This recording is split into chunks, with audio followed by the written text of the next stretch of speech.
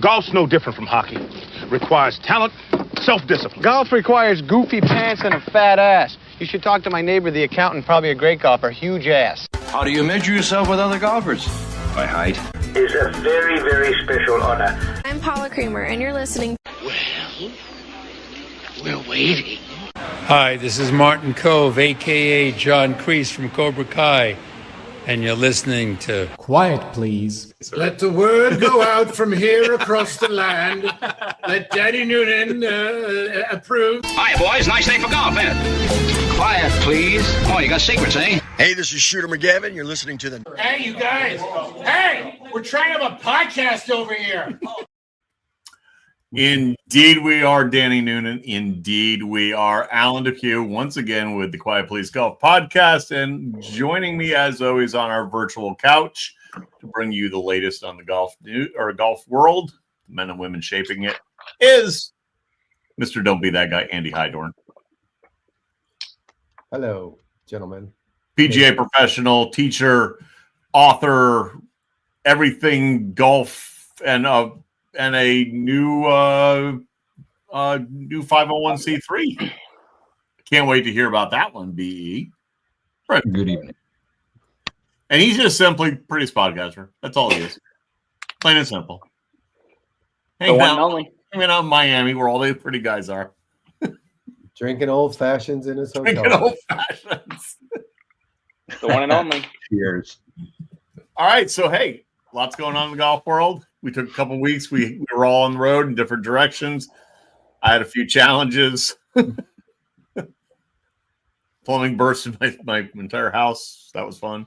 Anyway, BE, I'm going to toss it right over to you because the golf fans, the players, more importantly, are raving about cricket, the bringing golf back to the Northeast. And they should, because there's some great old venues. And the reason I'm going to toss it to you first is because I recall, I think it was about a year ago, maybe less, you had done a great article on the restorations of these classical designs, and these tour players are receptive to it. We all love playing the classics. So what say you, sir? I mean, they're classics for a reason, right? And I know Andy's all about venues, but we don't have to. And before we started recording, AD, you and I were talking about, we don't have to have 8,000-yard beast of a golf course. We were looking back, talking about Justin Rose winning at Marion in 2013, and every round was under 7,000 yards, and it was 68 and change the final round. Now I understand it's 2013. And the guys are much, much longer now, but not that much longer. And won that tournament. I think that the tour players like those design aspects of the older golf courses that we've gotten away from. And you look at, well, just go back to the PGA at Oak Hill. You know, some of the redesigns that they did to that course, and the awesome reviews that the players and the fans gave for that. And all that was going back to what original designs were. So, you know, Cricket Club, despite, you know, being on the little bit of a shorter side, I would say, I think it was a fantastic venue. No question about it. Shorter side, and a beautiful segue, sir, because the other growing trend is seems like every tournament, or especially the majors lately, Andy Hydorn, they're throwing in one of these short holes. You know, you had Oak Hill, you had the Country Club bringing back the We Met hole. Mm-hmm. This week we had one playing 95 yards. Awesome. Royal Liverpool had one at 95 yards. Royal Liverpool, that seems to be a growing trend. Also, bringing back the short course, which is great for me, obviously. Just a little 6-iron.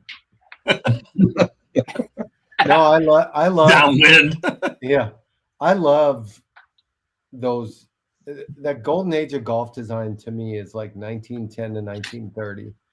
There's so much good stuff happened in that time period, and I just love it. And the cool thing too is, like, you think of Tillinghast. If you look at Philly cricket, and then you look at like pictures of Baltimore Country Club, Five Farms.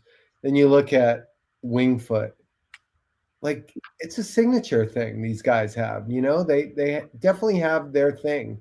And even though they're all classic and Ross's and Mackenzie's, and they all have their signature. And I think it's super cool to look at that. I was excited.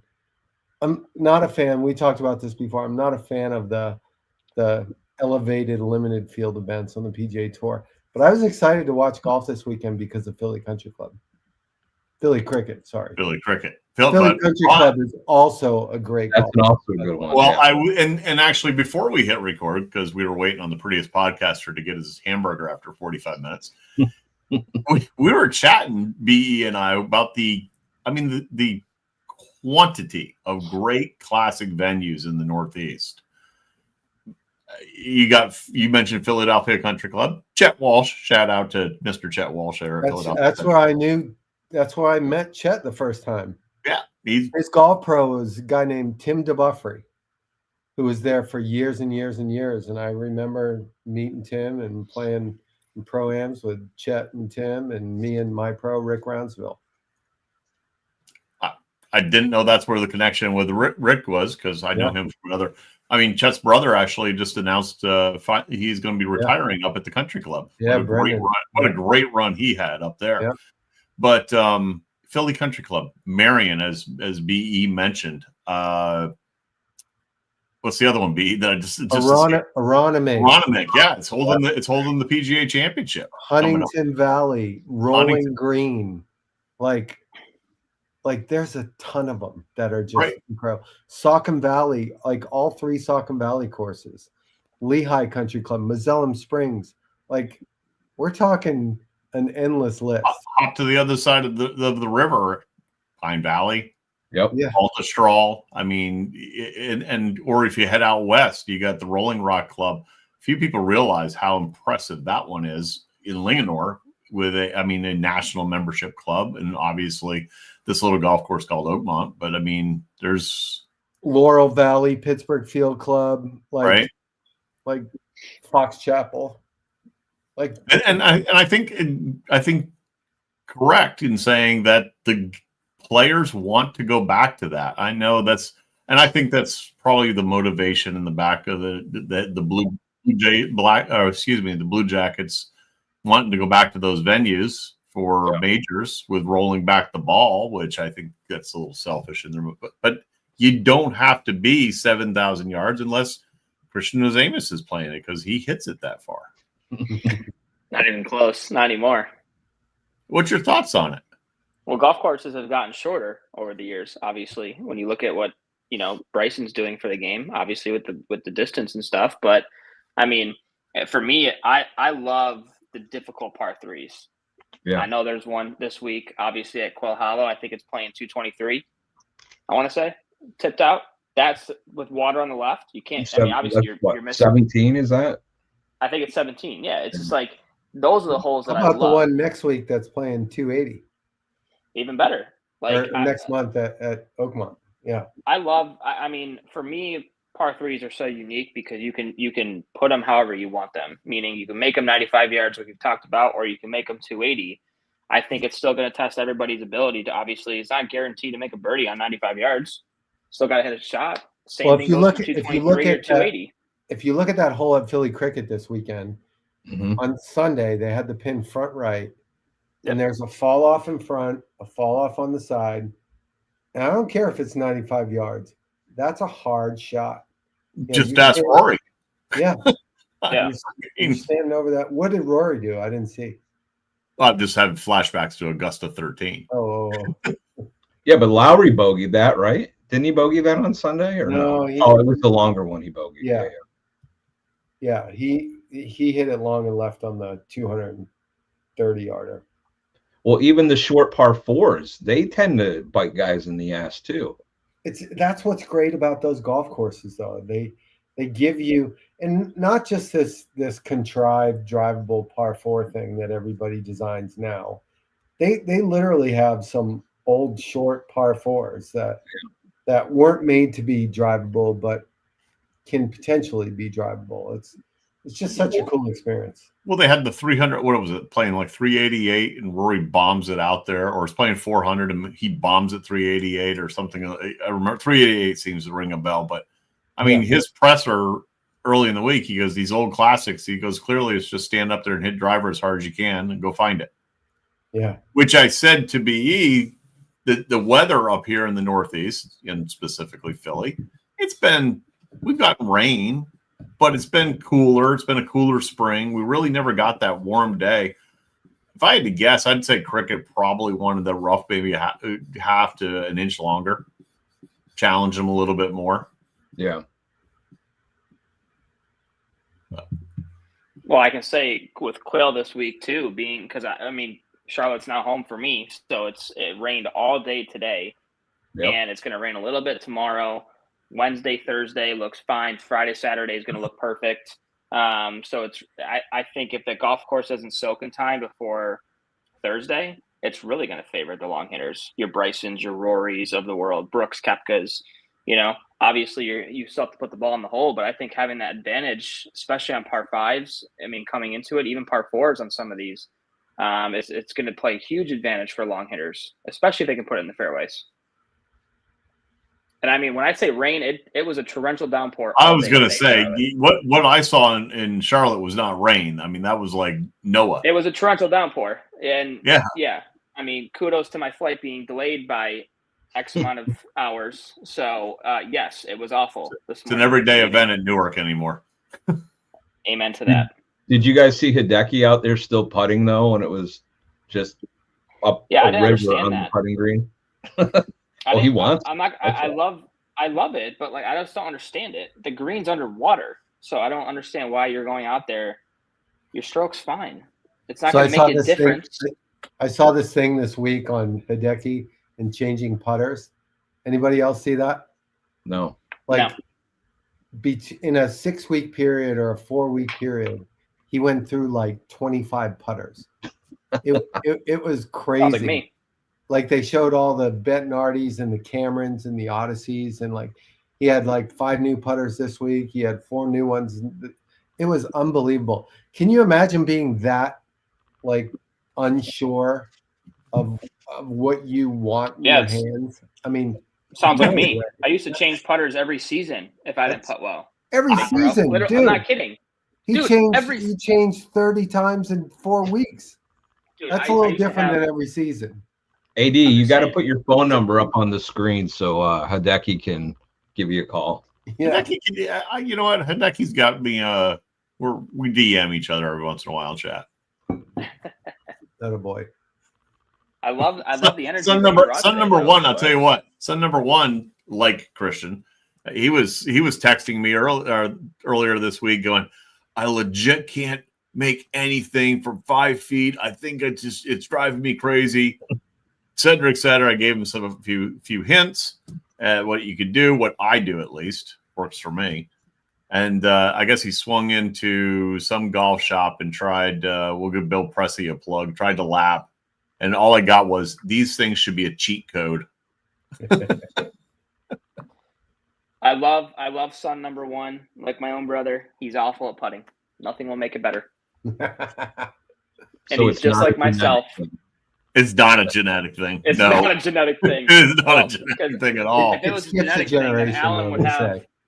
If it was genetic, Alan would have a little bit more of a shoulder turn on his golf swing. Your grandson's going to be a hell of a putter.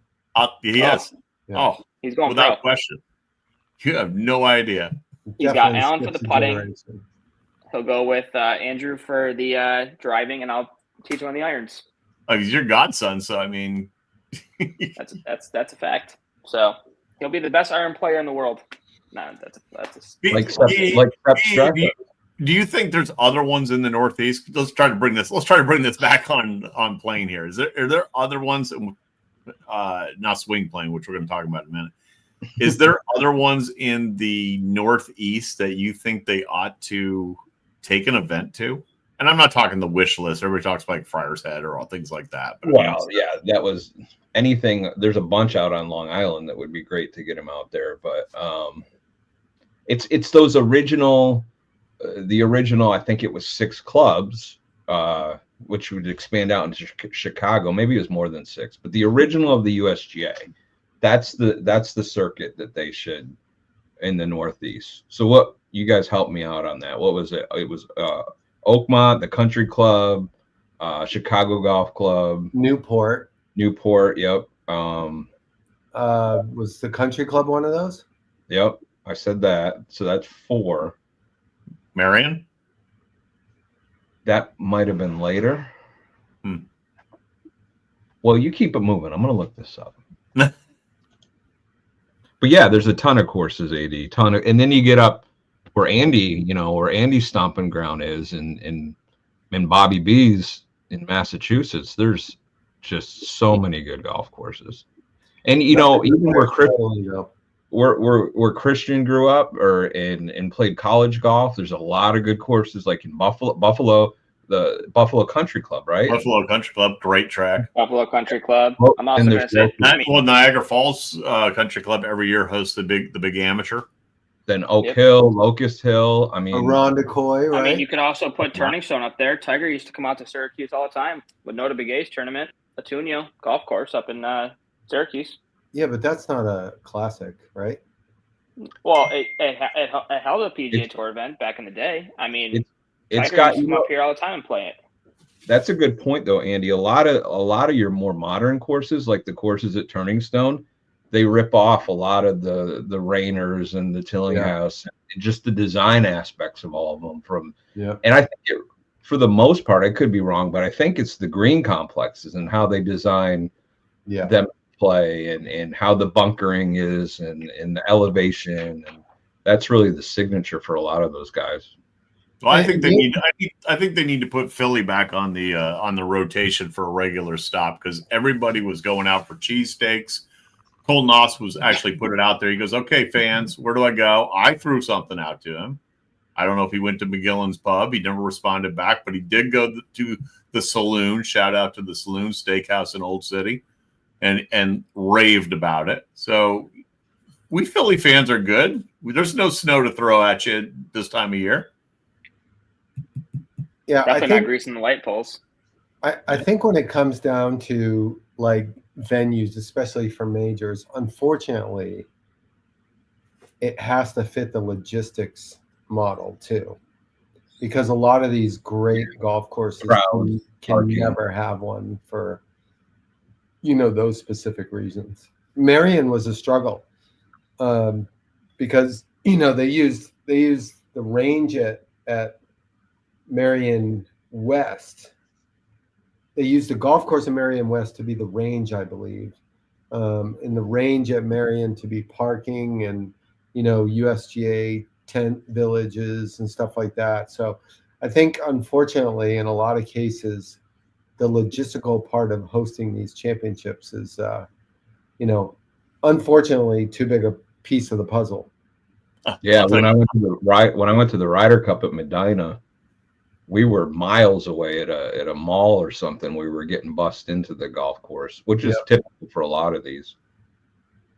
I'll tell you funny about Marion. So back then, son number 2 was playing with John LeClair's kid on the junior Flyers.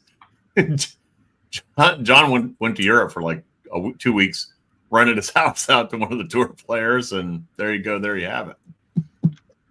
You just can't get around down there. It's kind of like when you were at Kiowa. Kiowa was brutal to get in and out of for a major. Yeah. Yeah. Andy, I have a question. This is right up your you follow the social media swing analysis. I'm going to shock the golf world and say that AD is undergoing a swing change. What? I have swing theories to throw at you guys. Yes.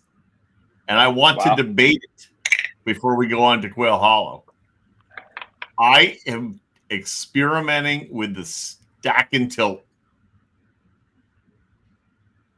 Any thoughts? Because you're a front post player? Can I ask why? You can ask why. Because I have nothing in my left knee, no ACL, no meniscus. So there's times that I fire and fall back when I can actually turn, which I cannot. But my theory is if I keep the weight a little bit more forward, or my perception of forward, right from the beginning, and just try to turn away from the ball, I'm already back to the hitting position when I make contact, and I move the ball a little bit forward, a la Hogan off the front foot. Although, by the way, how could Hogan play the wedge that far forward? I just never have understood that. Yeah, because he had the most fluid hip turning motion to the ball of all time. And the other thing about his swing to me that's so remarkable, if you ever see video and then certainly still pictures, if you look at him, you know, when his hands are chest high, when his arms are chest high through the ball, both arms are dead straight. Yeah. Like the way he moved was just unbelievable. Does it make a difference, BE, that, I mean, he was actually built like our little cadet small. He was 5'7", 135 pounds. I mean, shall we say fluffy? Fluffy. I don't know, because body type might definitely play into it, but just because you're fluffy doesn't mean that you can't move the body the way he did. Like, there's plenty of big guys out there that can move that lower body through the way that you would need to. I think the only thing with you with the stack and tilt, and I think the big the naysayers of that type of philosophy is, as you go up in club, it just seems like it's counterproductive, because you need to be able to swing up a little bit more on those. You know, what's your longest iron in the bag? 6 iron.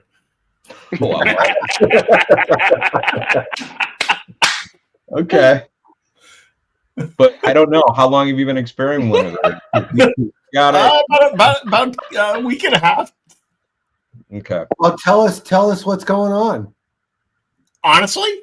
Yeah. And back when I tried, by the way, I tried this before, and I will tell you right now, you can hit it on a rope. You can hit it straight. I don't feel like you can hit it.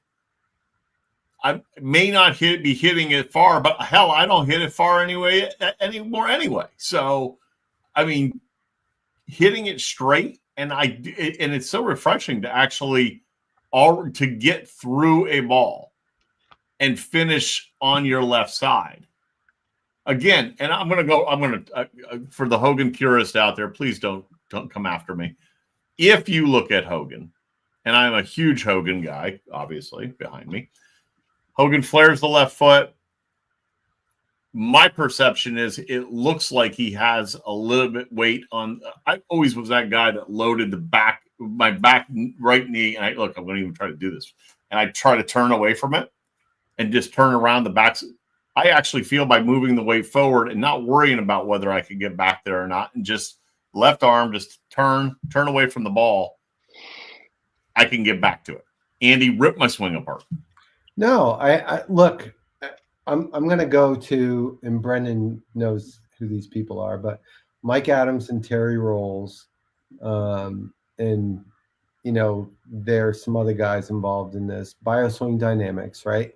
So what they do is they measure people. There's some significant measurements that they make on the body. I don't know enough about it to be an expert, but like they'll basically, you know, measure somebody and get them kind of categorized as, for example, a front post, a center post, or a rear post player. A front post player is stack and tilt. A center post so when player, you were saying that, you weren't talking about me playing basketball.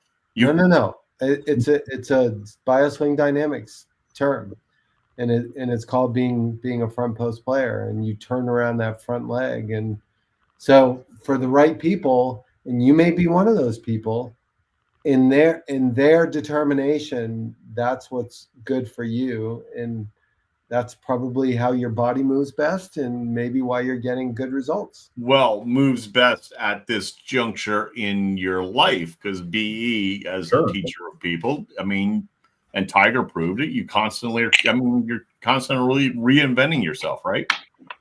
Oh, of course.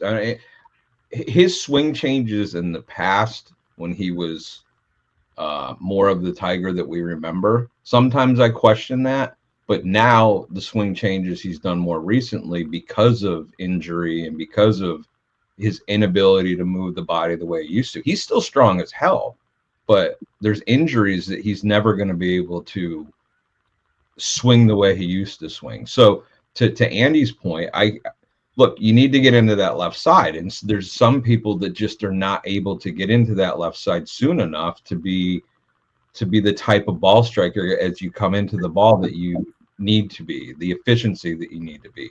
So this method is good for those that struggle to get to that left side. So AD, this could be for you. But like I said, as you get up in clubs, and thank God you only have the 6-iron, it's strategic.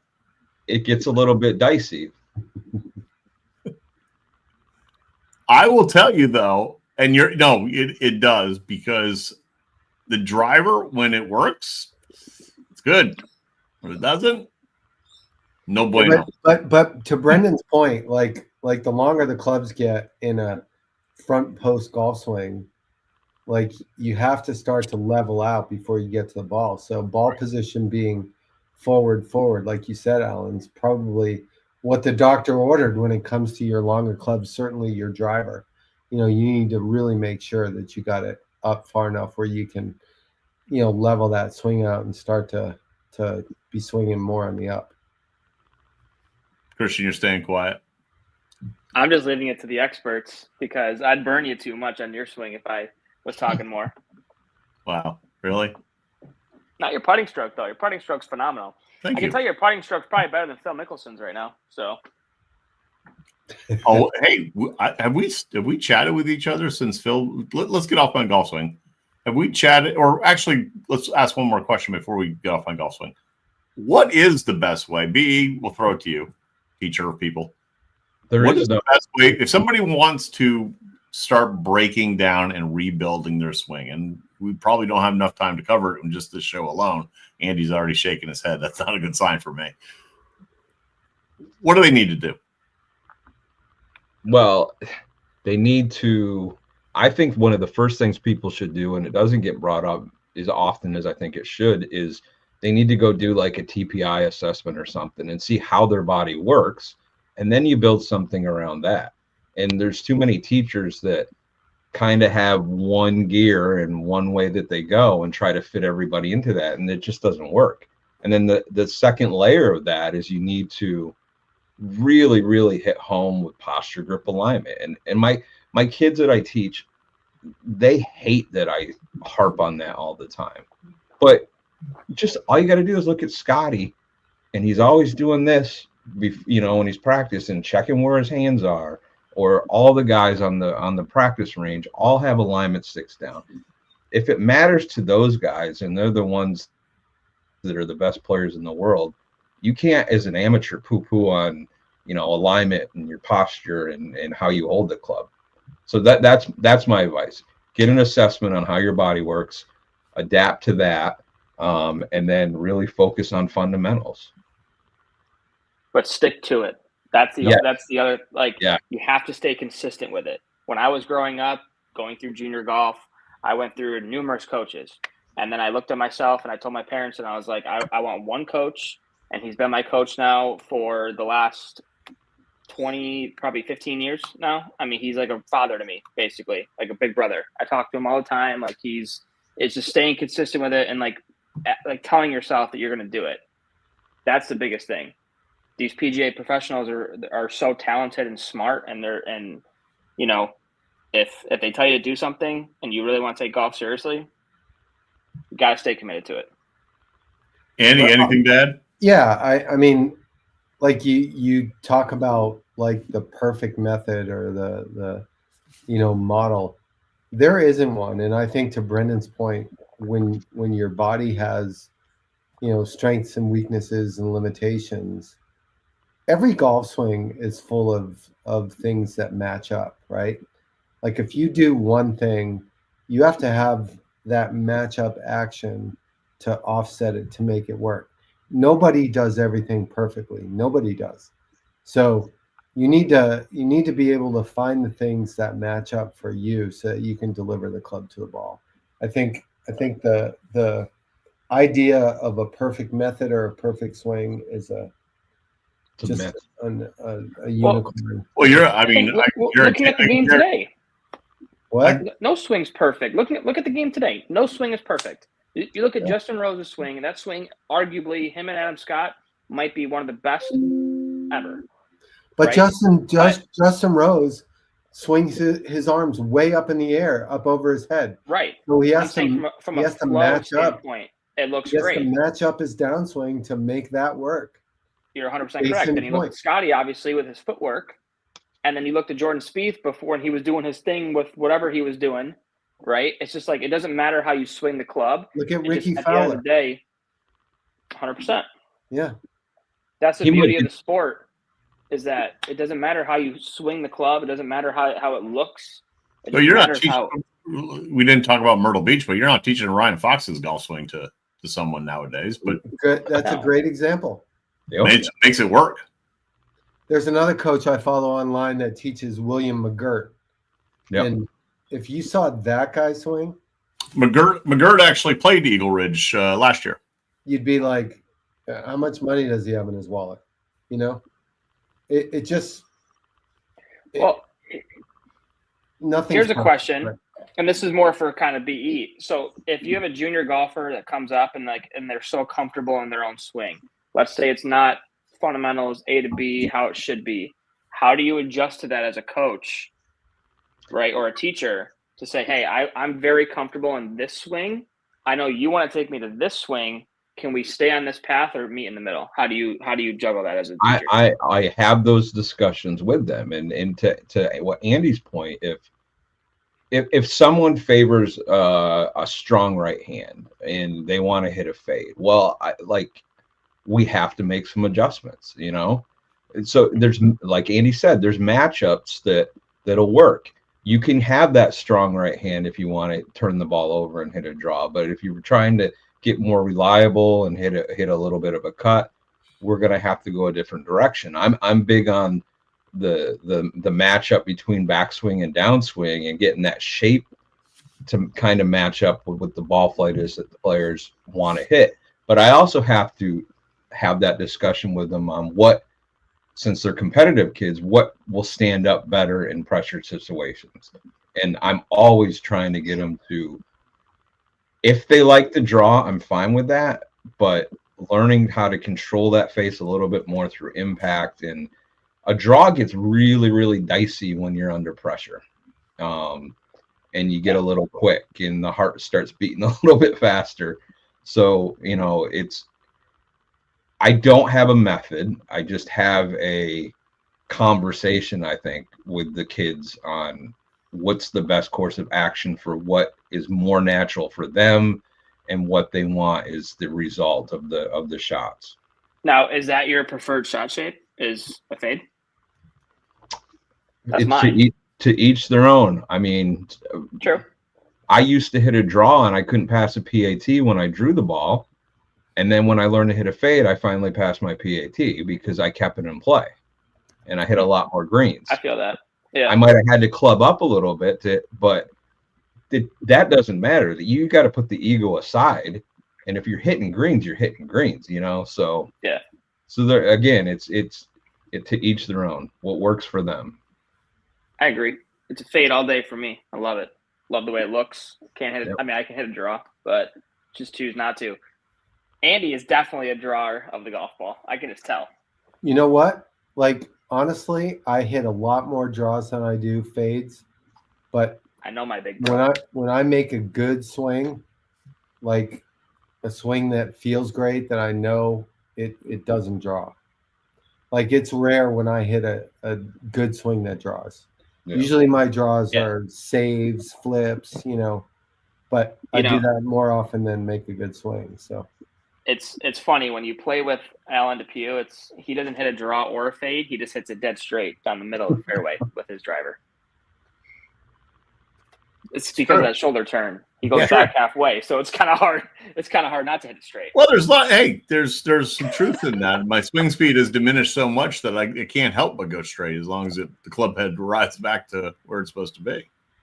There's a bonus to that. I've become the 85-year-old golfer. Yeah. Just need to add a few more woods to my bag. That's all. Mr. Haverkamp. All right, Andy, I got to throw this in there real quick. Anything to talk about? About the live golf report.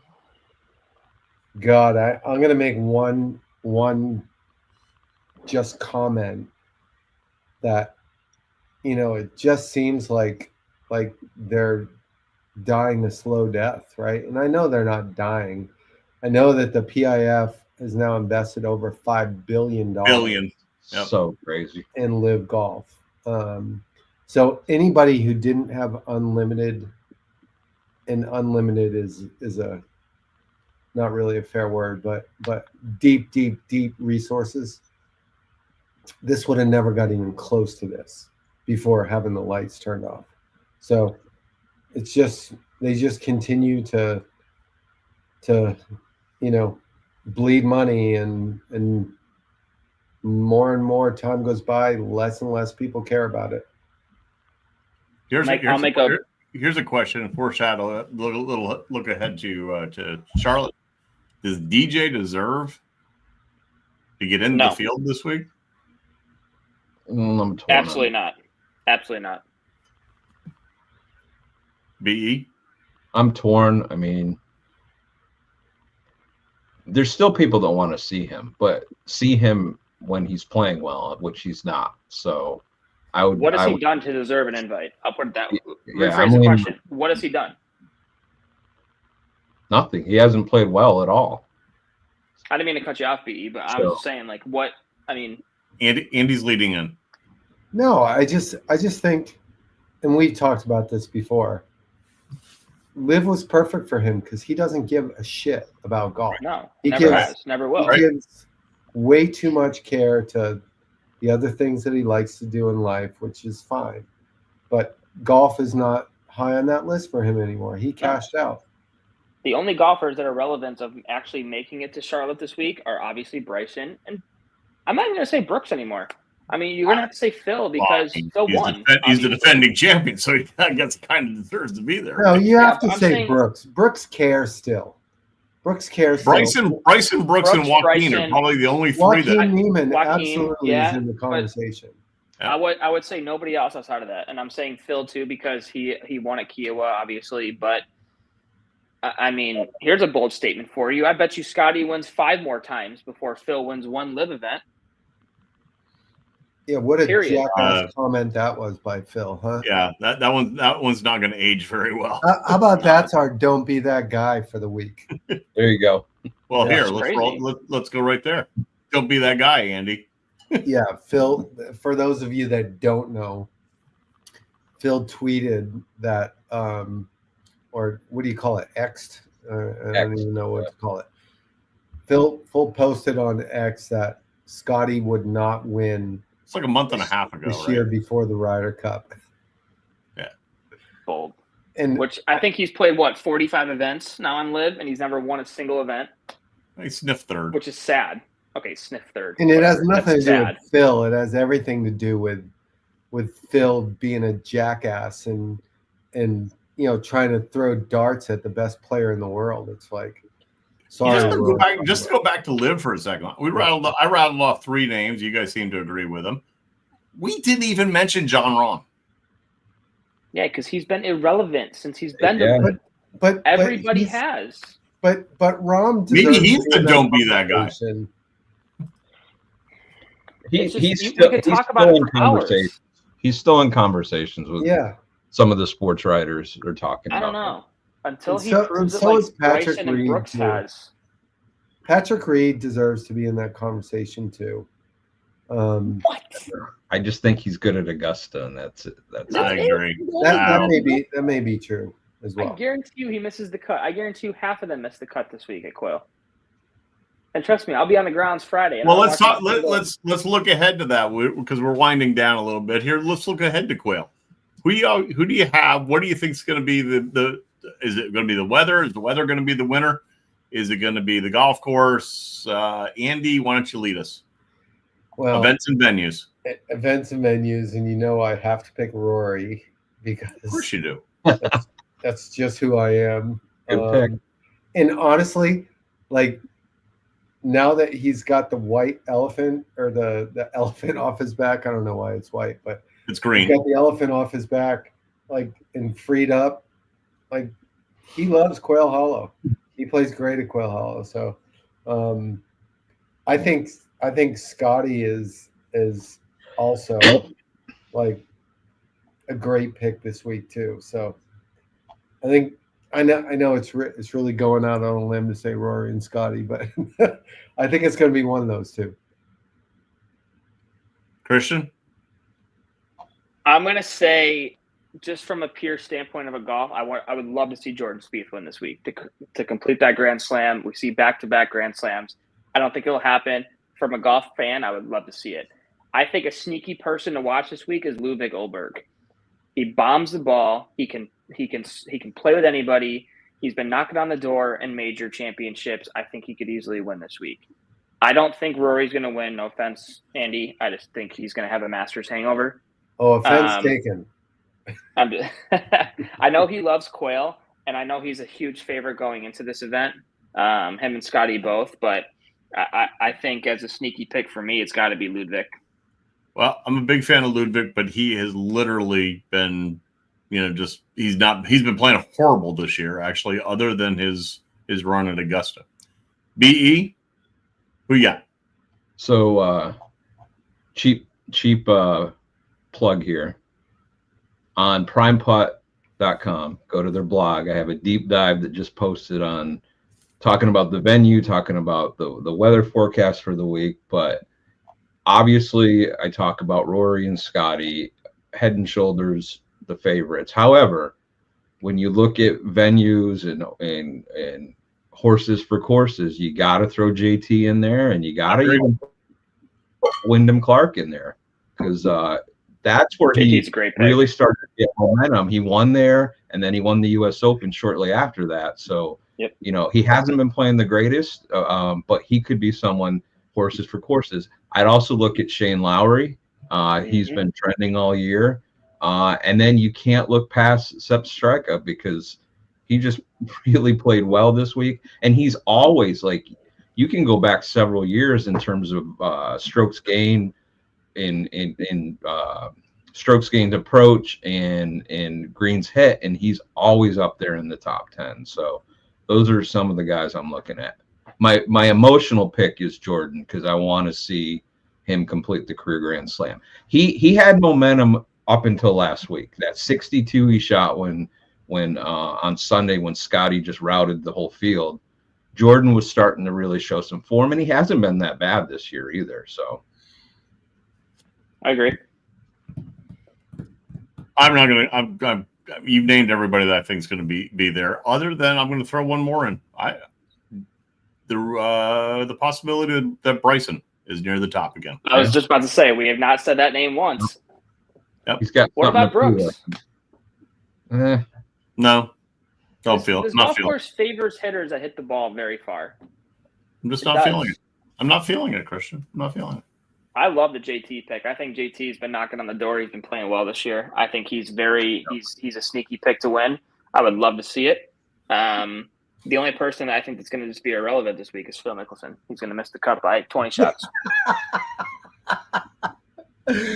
Christian is not only the prettiest podcaster, but he's the most emotional. He may be the most cutthroat also. He's the most emotional podcaster. I have told the future in-laws, I have also told my family, and I've told my better half that there is one person on this earth that I don't want to see hit a fucking golf shot this weekend, and it's Phil Mickelson.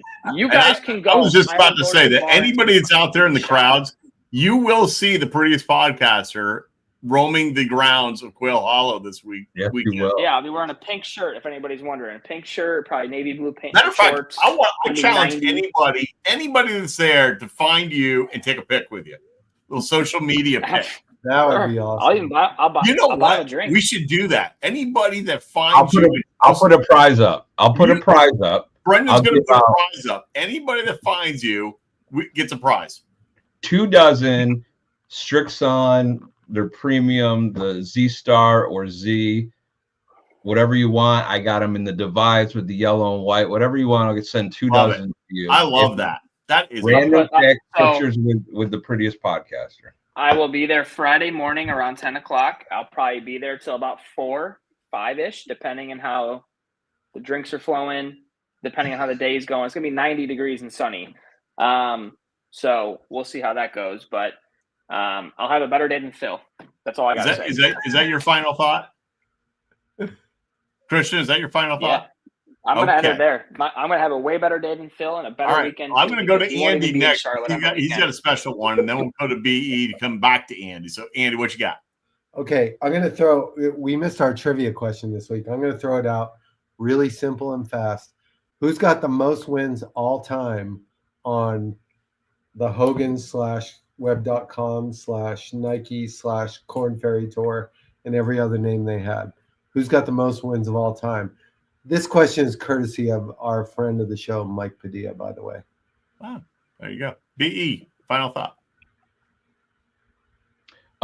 The original 5 USGA courses were Chicago Golf Club, the Country Club Newport, Shinnecock, and St. Andrews Golf Club. That was one of the original ones, and it was 5.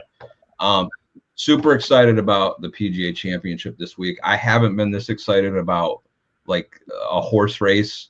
Even with Rory and Scotty kind of being out in front, we've just got so many players playing really well right now. So I think it's going to be as epic as a Sunday as the Masters was.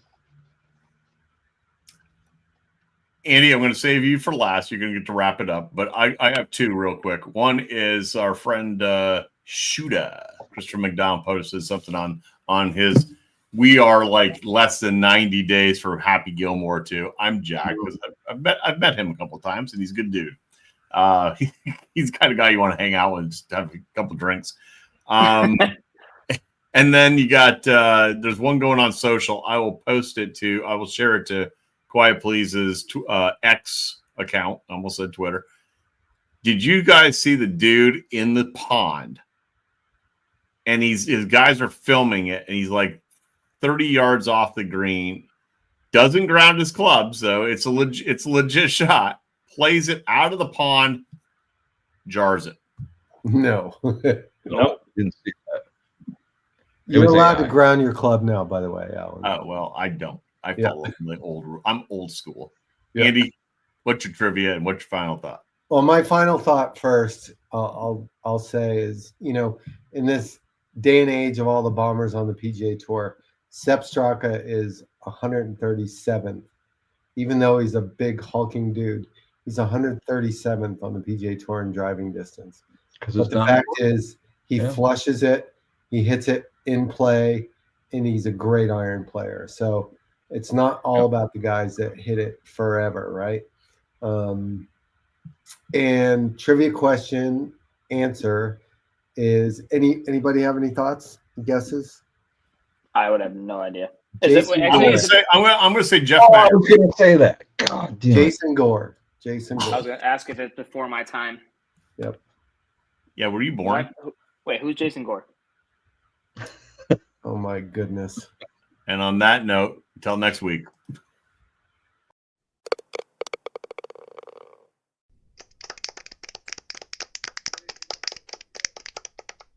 You only have one opportunity to sell your golf property. Shouldn't you partner with an expert that offers you 30 plus years of golf industry experience combined with the reach of a global leader in real estate?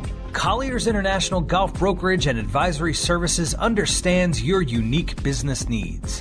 Whether it is brokerage, management, and consulting, be reassured that the market leader in the business of golf is providing you the real answers and practical solutions you deserve. Contact Golf Talk Live co-host and Collier's Golf Advisory Services member Alan Depew today at 717-554-8519. That's 717-554-8519.